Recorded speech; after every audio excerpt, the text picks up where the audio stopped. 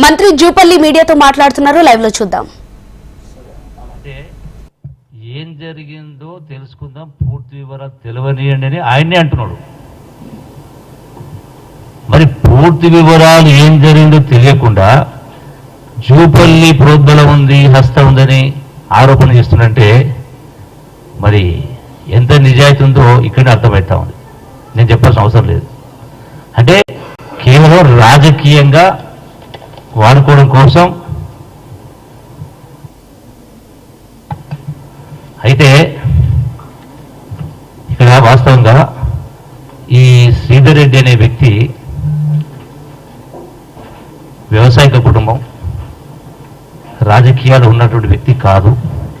ఈ మధ్య కాలంలోనే ఆనాటి శాసనసభ్యునికి బంధువు కూడా. అంటే ఒక్కొక్కరికి ఒక్కొక్క రకమైనటువంటి వీక్నెస్ అలవాట్లు ఉంటాయి.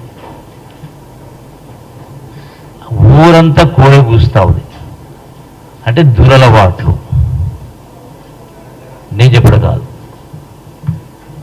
చాలా కుటుంబాలు, బాధపడుతున్న కుటుంబాలు ఉన్నాయి ఆ గ్రామాల్లో. ఇక అంతకంటే కొంచెం చెప్పడం బాగుండదు, అర్థం చేసుకోవచ్చు. అంతేకాకుండా వాళ్ళ కుటుంబంలో కూడా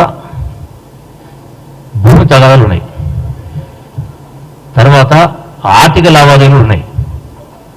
చాలా ఉన్నాయి విషయాలు. శ్రీధర్ రెడ్డికి సంబంధించి ఆర్థిక లావాదేవీలు ఉన్నాయి. అది మండలం మొత్తం అన్ని పన్నాయకులు తెలుసు. శాసనసభ్యులతో కూడా లావాదేవీలు ఉన్నాయి. అంతకంటే ఎక్కువ ఈ సందర్భంలో చెప్పదలుచుకొని మీరే తెలుసుకోండి, గ్రామానికి వెళ్ళి కానీ మండలం వెళ్ళి కానీ. అయితే ఏదైనా కారణం కావచ్చు, విచారణ అనేది కొనసాగుతుంది. ఎవరైనా ఎంతటి వారైనా దోషులను శిక్షించాల్సిందే.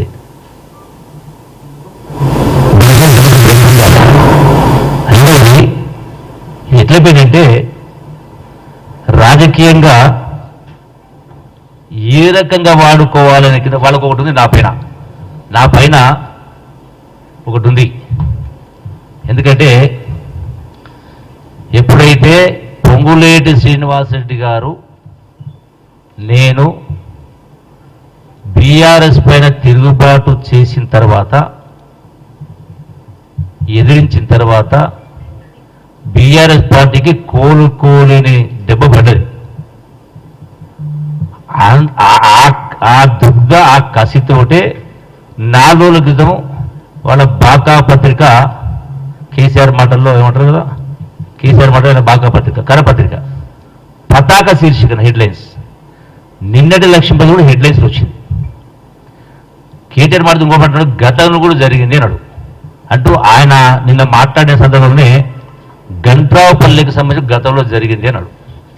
గతంలో జరిగిందని ఇట్లే మాట్లాడారు. గతంలో జరిగిందనే దానిపైన కూడా ఇట్లే మాట్లాడడం జరిగింది. హెడ్లైన్స్లో పాలమూరులో మరో రాజకీయ హత్య. అంటే గతంలో ఇట్లే మాట్లాడు గంట్రాపల్లి. మీకు ఈ కాపీస్ మొత్తం కూడా, చార్జ్షీట్ కాపీస్ మొత్తం ఇస్తాం.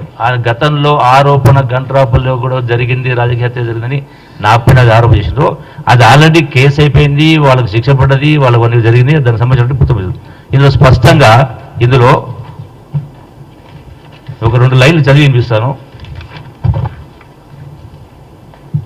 ద డిసీజ్డ్ అంటే ఆ గ్రామంలో చనిపోయినటువంటి వ్యక్తి ఎవరైతే ఉన్నారో అతని పేరు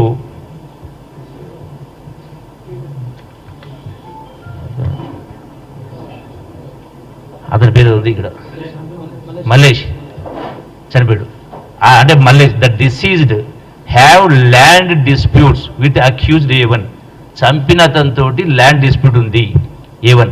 in this regard he held Panchayat in the presence of village elders to so many times.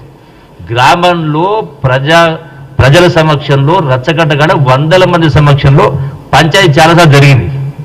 Keeping it in this mind, దీన్ని దృష్టిలో పెట్టుకుని అతను the accused A1 warned the deceased, చనిపోతుందని బెదిరించాడు.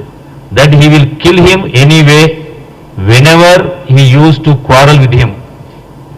అంటే స్పష్టంగా నీవు నా చేతిలో చస్తావని కదా హెచ్చరించాడు. మీన్వేల్ A1 went to the house of the deceased for a week ago and used to quarrel with the deceased and warned he will kill him forever. అంటే ఇంత స్పష్టంగా పోలీస్ దానిలో వాళ్ళ సొంత అన్నదమ్ములు ఎవరు కాదు, చంపించింది వారు కదా. అంటే ఇంత మీరు చేసిన ఆరోపణకు ఇది ఒక నిరాధారమైనటువంటి ఆరోపణ చేసింది. ఇవన్నీ మీకు కాపీలు పంపిస్తా, కేటీఆర్ పంపిస్తా, అట్లాగే ప్రవీణ్ కుమార్ ఐపీఎస్ ఆఫీసర్ కదా, ఆయన కూడా పంపిస్తా. అట్లనే బేదినేనిపల్లి గతంలో అంటే వాళ్ళ అధికారం ఉన్న సందర్భంలో దానికి సంబంధించి కూడా అక్కడ కాశనవదం చనిపోయాడు. అతను మా పార్టీ కార్యకర్త గ్రామంలో నాయకుడు. అతన్ని పార్టీలోకి రమ్మని ఒత్తిడి చేసిండ్రు గతంలో. అతను పోలే, అతన్ని కూడా అతను మర్డర్ కాబడ్డాడు. ఆ రోజున నేను పల్లెత్తు మాట మాట్లాడలే, ఇది రాజకీయంగా ఆయన చంపించిన ఎప్పుడు మాట్లాడలే. అది ఇష్యూ ఉంటే పోలీసు చట్టపరంగా చర్యలు తీసుకుంటుంది. దాని తర్వాత ఏం తెలియంది, మా పార్టీ కార్యకర్త అయినా కూడా అతను చనిపోయి ఏ రోజు ఆరోపణ చేయలే, ఇదే కేటీఆర్ మేనో అదే ఎమ్మెల్యేని ఆరోపణ చేయలే.